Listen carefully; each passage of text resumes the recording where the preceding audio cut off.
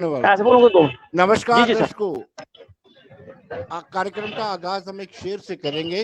वो कर नहीं रहे थे मेरी बात का यकीन, फिर यूं हुआ कि मर के दिखाना पड़ा मुझे।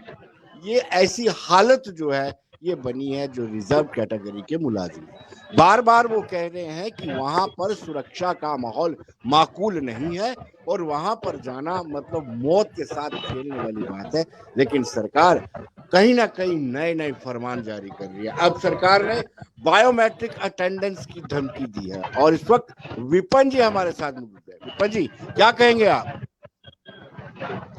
देखिए, सबसे पहले तो धन्यवाद आपका जो आपने समय दिया और बड़े लंबे समय से चूंकि आप ये कवर कर रहे हो हमारा धरना जो इस अम्बेडकर चौक में चल रहा है।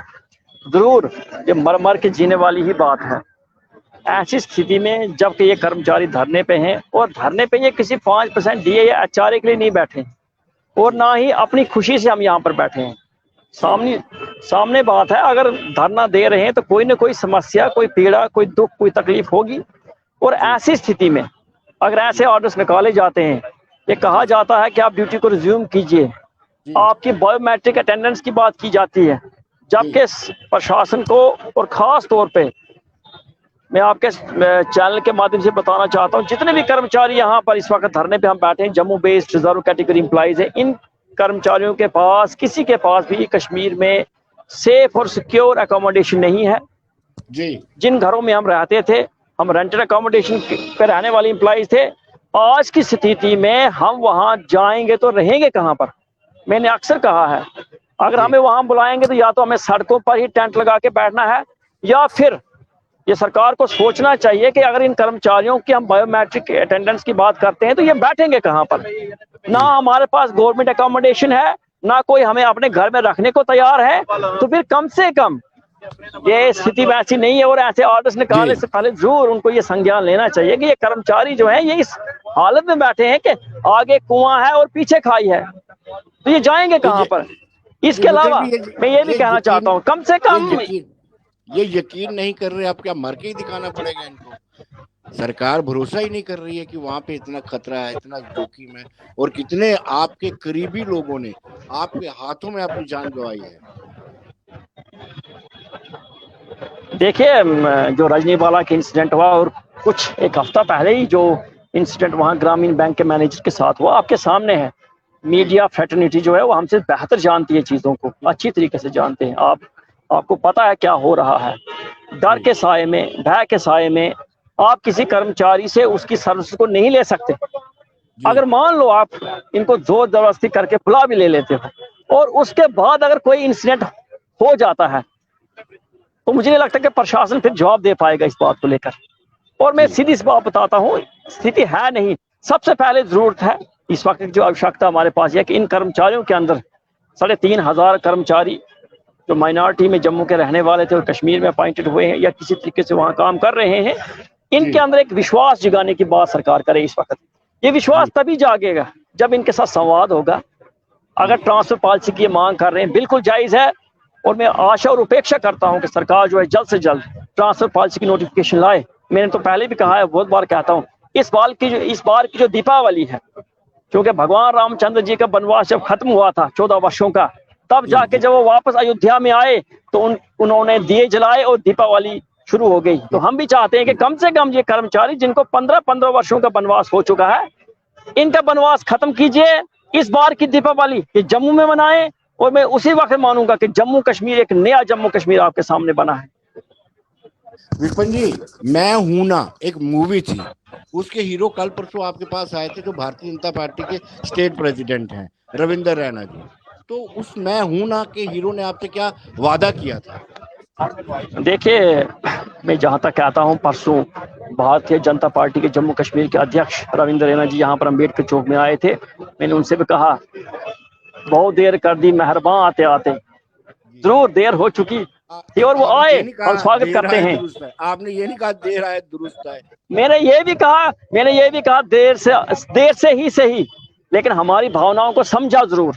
और मैं उस बात का भारतीय जनता पार्टी जम्मू कश्मीर के अध्यक्ष उनका स्वागत करता हूं और कम से कम उन्होंने हमारी दुखों, तकलीफों, परेशानियों को समझा और जम्मू कश्मीर की भाजपा को भी मैं इस बात के लिए बधाई देता हूं कि कम से कम कहीं ना कहीं आपने ये देखा कि जो रिजर्व कैटेगरी के एम्प्लॉइज हैं जो यहाँ पर अम्बेडकर चौक में धरना दे रही, इनकी जो डिमांड है बिल्कुल जस्टिफाइड डिमांड है। आपको पता ही है, उन्होंने खुद कहा है जो हमारी डिमांड है बिल्कुल जस्टिफाइड डिमांड है। जम्मू कश्मीर में इंटर डिस्ट्रिक्ट रिक्रूटमेंट में बहुत सारे टेक्निकल फ्लॉज रह चुके हैं 2006-2007 में, और अब समय आ चुका है कि उसको दुरुस्त किया जाए। क्योंकि वो वहां पर आए थे, हमने स्वागत किया और अपनी बात को साफ रखा है, और उन्होंने भी अपनी तरफ से और अपनी पार्टी की तरफ से पूरा समर्थन और यह सहयोग दिया है कि जम्मू कश्मीर में इंटर डिस्ट्रिक्ट जो अपॉइंटेड एम्प्लॉइज हैं, जो जम्मू के रहने वाले और कश्मीर में काम कर रहे थे, उनके लिए ट्रांसफर पॉलिसी बनने जा रही है। हम उसी का इंतजार कर रहे हैं कि कब जो उन्होंने आश्वासन दिया है वो पूरा करने जा रहे हैं, और मुझे उपेक्षा और आशा है कि बहुत जल्द उन्होंने जो आश्वासन दिया वो पूरा होने वाला है। हम तो बड़े बहुत ऑप्टिमिस्टिक लोग हैं, हम मान लेते हैं इन चीजों को, लेकिन हम कह रहे हैं कि जो उन्होंने यहाँ पर आकर आश्वासन दिया है वो कितनी जल्द उस आश्वासन को पूरा करते हैं, हम उस तरफ देख रहे हैं जी।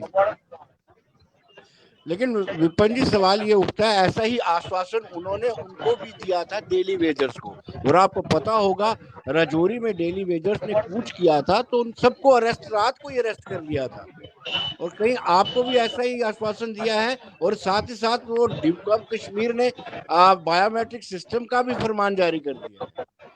देखिए, मैं जहाँ तक आश्वासन की बात करते हैं, ठीक है, आश्वासन उन्होंने दिया है, और हमने ये भी साथ में कहा, मैं आपको बोल देता हूँ यहीं पे, हमने ये भी कहा है कि हमें 130-132 दिन आज हो चुके हैं। अगर ट्रांसफर पॉलिसी सरकार लाती है तो हम स्वागत करते हैं, उस धरने को हम उसी स्थिति में समाप्त कर सकते हैं जब हमारे लिए ट्रांसफर पॉलिसी की नोटिफिकेशन आएगी। अगर ऐसा ना हुआ, 130 दिन हम यहाँ बैठे हैं, अगर अगले 130 दिन भी हमें धरने पर बैठना पड़ा तो हम बैठेंगे, हमारे पास कोई दूसरा ऑप्शन है नहीं। ठीक है, श्री रविंद्र रैना जी यहाँ पर आए थे, उन्होंने आश्वासन दिया है, उन्होंने हमारी लड़ाई में अपना सहयोग दिया है, उन्होंने ये भी कहा है कि आज से मैं भी आपके इस तो संघर्ष का एक सिपाही हूँ। हम उनका दिल से धन्यवाद करते हैं। देर से ही से उन्होंने हमारी भावनाओं को समझा है, और मैं उम्मीद रखता हूँ, मुझे पूरी आशा है कि जो उन्होंने कहा है सोच समझ के कहा होगा, और बहुत जल्द हमारा जो ये समस्या उसका समाधान होगा। लेकिन साथ में जो इस वक्त की हमारी समस्याएं हैं उसको देखना चाहिए प्रशासन, कम से कम हम प्रशासन का हिस्सा हैं, हम सरकारी कर्मचारी हैं। अगर सरकारी कर्मचारियों को कोई परेशानी है, तकलीफ है, किसी दुख, किसी चीज की पीड़ा है, तो उसको सरकार को ही देखना है। बहुत सारे हमारे लोग ऐसे हैं जिनकी सैलरी जो पिछले 4 महीनों से बंद कर दी गई है, खास तौर पे हेल्थ डिपार्टमेंट जो है श्रीनगर में, जीएमसी श्रीनगर हो, जेवीसी हो, डायरेक्टर स्कीम से भी मुझे कल बात हुई है, वहाँ के जो एम्प्लॉइज हैं उनसे भी बात हुई है मेरी, उन्होंने ड्यूटी को रिज्यूम भी किया था, लेकिन बावजूद उसके अभी तक उनकी सैलरी को रिलीज नहीं किया गया है। मैं अपील करता हूं उनसे कि कम से कम मानवता का संज्ञान ले, और जिस कर्मचारी की सैलरी को विदहल्ड किया गया उसकी सैलरी को रिलीज करें। अगर सैलरी रिलीज ना करने की स्थिति में किसी कर्मचारी ने वहां पर ड्यूटी रिज्यूम की और उसके साथ कोई अनटोवर्ड इंसिडेंट हो जाता है, तो उस स्थिति में वो डीडीओ और वो HOD, head of the department, जो वो रिस्पॉन्सिबल रहेगा। इसके अलावा मैं आपके माध्यम से एक और बात बताना चाहता हूँ, बहुत सारे हमारे कुपवाड़ा में जो VLWs, रूरल डेवलपमेंट में काम करने वाले लोग हैं, उनको चूंकि वो धरने पे हमारे साथ बैठे हैं और उनको वहां से ट्रांसफर कर दिया गया है, जबकि सरकार का पूरी तरीके से, प्रशासन का, एलजी साहब का पूरी तरीके से एक निर्देश है कि जितने भी माइनॉरिटी एम्प्लॉइज हैं जो जम्मू के रहने वाले हैं या चाहे PM पैकेज एम्प्लॉइज हो, उनको सेफ और सिक्योर जगहों पर उनकी पोस्टिंग होनी चाहिए। उनको डिस्ट्रिक्ट हेडक्वार्टर्स और तहसील हेडक्वार्टर्स पे पोस्टिंग होनी चाहिए। जी विपिन जी, आपने कहा कि 130 से ज्यादा दिन हो गया, तो क्या वर्क आपके जो प्रोटेस्टर्स हैं, जो आपके मुलाजिम हैं, जो आपके कोलीग्स हैं, उनका मनोबल कम तो नहीं हुआ? पैन करके दिखाएं कितना जोश है उनमें। मैं दिखाना चाहूंगा आपको, अगर आप कैमरामैन को मैं कहूंगा आप दिखा लें पीछे जो इस वक्त जो जोश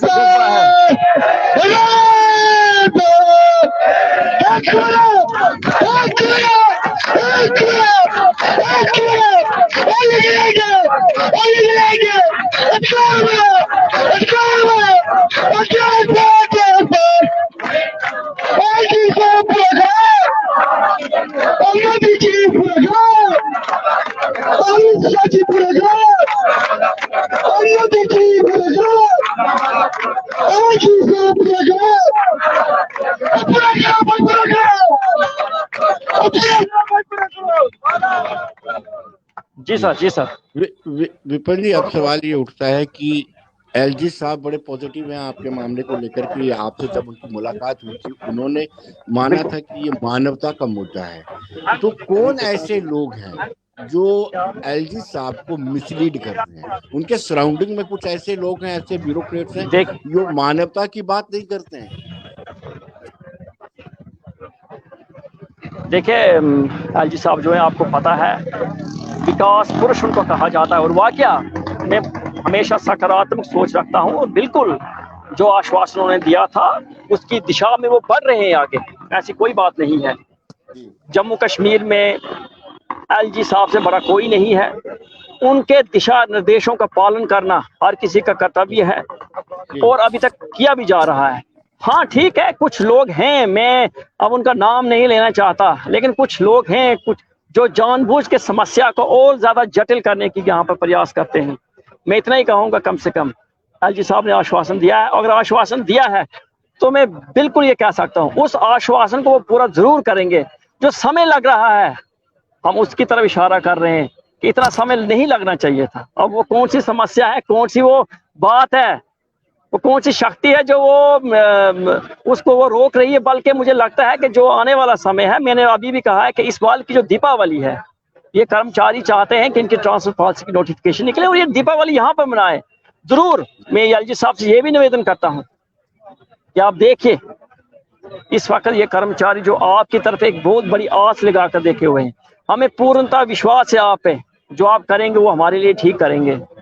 आप जम्मू कश्मीर के कस्टोडियन हैं। एक एक व्यक्ति, चाहे वो कर्मचारी हो या आम नागरिक हो, उसकी जीवन की रक्षा करना भी आपका ही काम है, और आप उस दायित्व को निभा रहे हैं। हम चाहते हैं इन कर्मचारियों की जो ये मुरझाए हुए चाह रहे हैं, इन पर अगर मुस्कान कोई ला सकता है तो जम्मू कश्मीर में लेफ्टिनेंट गवर्नर जो है वही ला सकते हैं। विपिन जी, आपकी हालत पर फिर मैं वही शेर पढ़ूंगा, वो कर नहीं रहे थे मेरी बात का यकीन, फिर यूं हुआ कि मर के दिखाना पड़ा मुझे। क्यों भरोसा नहीं कर रहे हो? और आपको क्या लगता है कि आप मौत के मुंह में दोबारा जाना चाहेंगे? Is it possible?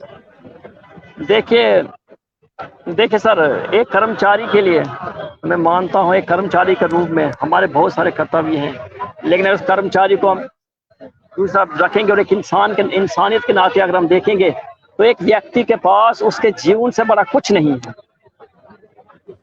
मेरे पास मेरे जीवन से बड़ा कुछ नहीं है। ये तमाम कर्मचारी जो हैं, ये हमारे लिए जीवन और मृत्यु का प्रश्न है, और मैं ये मानता हूँ इस बात को जी।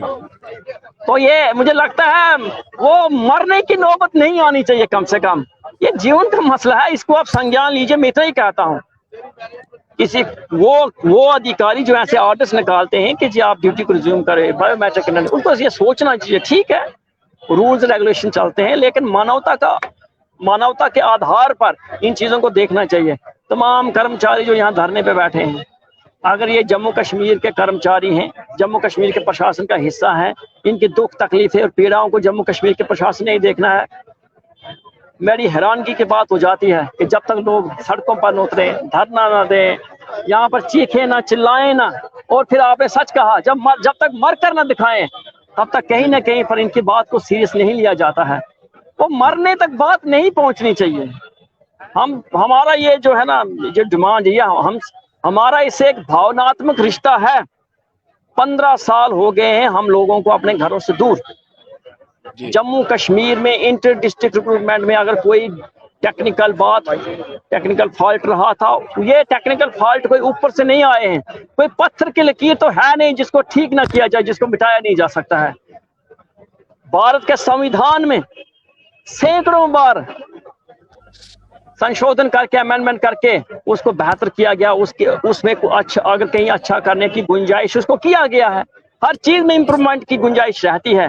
तो अगर इंटर डिस्ट्रिक्ट रिक्रूटमेंट में अगर इसमें कोई ट्रांसफर पॉलिसी क्लॉज ऐड करके इन कर्मचारियों के लिए कुछ अच्छा किया जा सकता है, इनके जीवन की रक्षा की जा सकती है, तो मुझे लगता है उसको करने में ज्यादा समय नहीं लगाना चाहिए। अब विपिन जी, कुछ अधिकारी, मुझे बार बार याद आता है आपकी उन बातों का, कुछ अधिकारी जो भारी भरकम सुरक्षा के बीच में आपको सलाह देते हैं कि हम भी तो महाराष्ट्र से यहाँ जम्मू कश्मीर में आकर के नौकरी कर रहे हैं, उनको क्या सुझाव देंगे आप? देखिए, महाराष्ट्र से आए हों, मध्य प्रदेश से आए हों, तमिलनाडु से आए हों, पौंडीचेरी से आए हैं, आपका जम्मू कश्मीर में स्वागत है। जम्मू कश्मीर के लोगों ने हमेशा, चाहे बाहर के टूरिस्ट हों, चाहे बाहर के कर्मचारी, उनका स्वागत किया और हमेशा करेंगे। लेकिन इन तमाम लोगों को, बड़ी बड़ी जो पोस्ट पे बैठे हैं, उनको कम से कम हम लोगों की तरफ, एक मानवता की तरफ देखना चाहिए। कोई बड़ा अधिकारी जेड सिक्योरिटी में बैठकर, जिसके आसपास जेड सिक्योरिटी लगी हुई हो, और अगर वो अधिकारी ये कहे कि सब कुछ ठीक है, हम मानते हैं, हमें भी जेड सिक्योरिटी दे दीजिए, इन तमाम कर्मचारियों को सुरक्षा दे दीजिए, ये भी जाएंगे। लेकिन 3,500 कर्मचारी को जेड सिक्योरिटी सुरक्षा PSOs नहीं दिए जा सकते। सेफ और सिक्योर एकोमोडेशन की बात की जाती है। आज तक मैं आपको एक बात कह देता हूं, जो हमारे PM पैकेज एम्प्लॉइज हैं, आज तक PM पैकेज एम्प्लॉइज के पास पूरी तरीके से रहने को जगह नहीं है, उनकी अकोमोडेशन पूरी नहीं हो पाई है। हम मानते हैं ये बड़ी जटिल समस्याएं हैं जिन पे हम बात कर रहे हैं।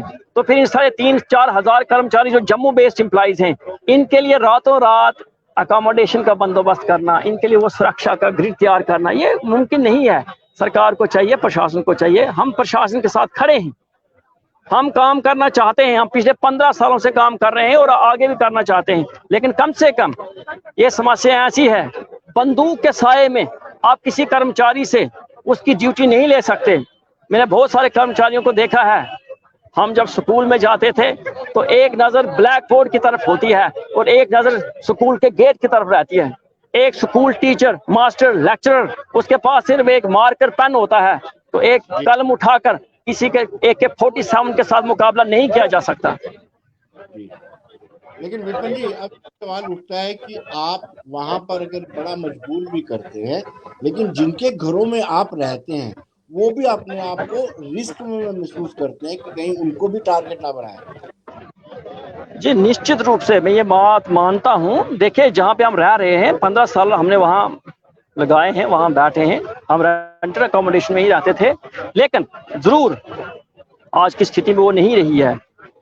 आज की स्थिति में अगर मैं किसी घर में जाऊंगा या ये कर्मचारी किसी के घर में जाकर बैठेंगे और खुदा ना खास्ता कोई अनटोवर्ड इंसिडेंट हो गया, तो फिर जिम्मेवारी उसकी भी बनेगी। कर्मचारी को अपने जीवन से हाथ धोने पड़ेंगे।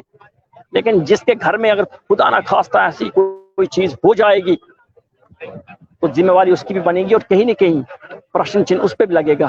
कहता हूं, इसको बिल्कुल देखिए आप, हम जिस स्थिति से गुजर रहे हैं, एक मानसिक उत्पीड़न का, इस वक्त हम एक मानसिक उत्पीड़ना के साथ गुजर रहे हैं।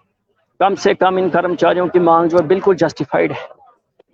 अगर एक कमेटी बनाई गई थी और उसने अगर रिपोर्ट रिकमेंडेशन दी, आपके बच्चों की स्टडी भी सफर कर रही है। जो मियाँ बीबी कश्मीर में काम करते थे, वो अपने बच्चों को भी वहां ले गए हुए, वहां स्कूलों में बच्चों को डाला हुआ है और 130 दिन से उनकी स्टडी भी सफर कर रही है। बिल्कुल, मैंने अक्सर कहा था कि देखिए, पहले तो पिछले 2 साल तक कोरोना काल जब चला तो बच्चे स्कूलों में जा नहीं पाए, घर में रहे। और इस साल जरूर जो एक समय मिला था, तो जैसे सुरक्षा हालात बने, जैसे वहां से निकलना पड़ा, तो वो बच्चे जो हैं, आज बहुत सारे बच्चे हमारे धरने में बैठे हैं जी। इनकी स्कूलिंग सफर हो रही है। बहुत सारे बच्चे जो हैं अपने T1 का एग्जाम भी नहीं दे पाए हैं। कहीं न कहीं मुझे ये लगता है कि इस वक्त ये सिर्फ इन कर्मचारियों की बात नहीं है। 3,500 कर्मचारी ही यहाँ धरने पर नहीं है, कहीं न कहीं सफर इनकी फैमिलीज भी हो रही हैं। इनके पीछे जो परिवार हैं, वो पूरे परिवार जो हैं, ये लोग जो हैं, ये पूरी तरीके से यहाँ पर धरने पे हैं, तो इनके परिवार भी कहीं न कहीं सफर हो रहे हैं। विपिन जी, जब रविंद्र रैना जी आपके पास आए थे, तब आपने उनसे ये गुजारिश नहीं की कि हेल्थ डिपार्टमेंट या सौरा के लोग उनको तंग कर रहे हैं, उनकी सैलरी रोक रहे हैं? क्या उनसे आपने इंश्योरेंस? जी बिल्कुल हमने बात को रखा है। उस वक्त भी यहाँ पे लंबी चर्चा हुई है उनके साथ, उन्होंने आश्वासन भी दिया और उन्होंने कहा है कि जरूर वो इस बात को आगे उठाएंगे। और उन्होंने इंश्योर किया है कि कम से कम जो सैलरीज का जो हमारा मसला है वो जल्द हल हो जाएगा।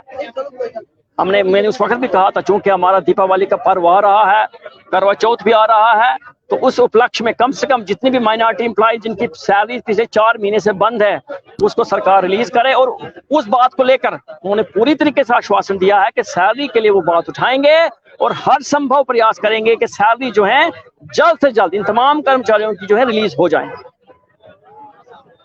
विपिन जी, आप इस वक्त क्या गुजारिश करेंगे राज्यपाल मनोज कुमार सिन्हा से? देखिए, सबसे पहले मैं आपका धन्यवाद करता हूं कि आप अक्सर आपने हमारी सपोर्ट की और आपने कवर किया है हमारे इस पूरे धरने को। मैं आपके माध्यम से जम्मू कश्मीर के एलजी साहब से यही रिक्वेस्ट करूंगा, कम से कम अब समय आ चुका है, दीपावली आने वाली है और दीपावली से पहले पहले आप ट्रांसफर पॉलिसी की नोटिफिकेशन निकालें, ताकि ट्रांसफर पॉलिसी की नोटिफिकेशन निकलेगी तब जाकर ये कर्मचारी जो हैं अपनी दीपावली को इस वक्त इस समय अपने घर में मना पाएंगे। और मुझे पूरी और आशा और उम्मीद है कि नोटिफिकेशन आ रही है। इसके साथ साथ मैं ये भी कहना चाहता हूँ कि ऐसे ऑर्डर्स ना निकालें, फोर्स ना करें कर्मचारियों को कि आप ड्यूटी ज्यूम करें। हम कर्मचारी काम करना चाहते हैं, हमने बहुत काम किया और आगे भी काम करना चाहते हैं, लेकिन ऐसी स्थिति अभी नहीं है। किसी कर्मचारी के पास रहने को अकोमोडेशन है नहीं है। हम ये चाहते हैं कि जब तक अकोमोडेशन का कोई ऐसा बंदोबस्त ना हो, जब तक सुरक्षा व्यवस्था के लिए कोई ऐसा ठोस कदम ना उठाएं, तब तक इन कर्मचारियों की ड्यूटी जो है वो यहाँ पर जम्मू संभाग के किसी की डिस्ट्रिक्ट में ली जा सकती है। मैं इतना ही आग्रह करता हूँ कि इस बार की दीपावली जो है वो बिल्कुल इन कर्मचारियों के लिए ठीक रहे और ये दीपावली अपने घर में बिताएं। मैं यही आशा और उम्मीद के साथ करता हूं कि एलजी साहब ने जो अपना वचन दिया है वो वचन वो निभाने जा रहे हैं। अब इंतजार हमें है कि किस वक्त ट्रांसफर पॉलिसी की नोटिफिकेशन निकाली जाती है। जैसे ही ट्रांसफर पॉलिसी की नोटिफिकेशन निकाली जाएगी, हम उसी समय इस धरने को समाप्त कर देंगे।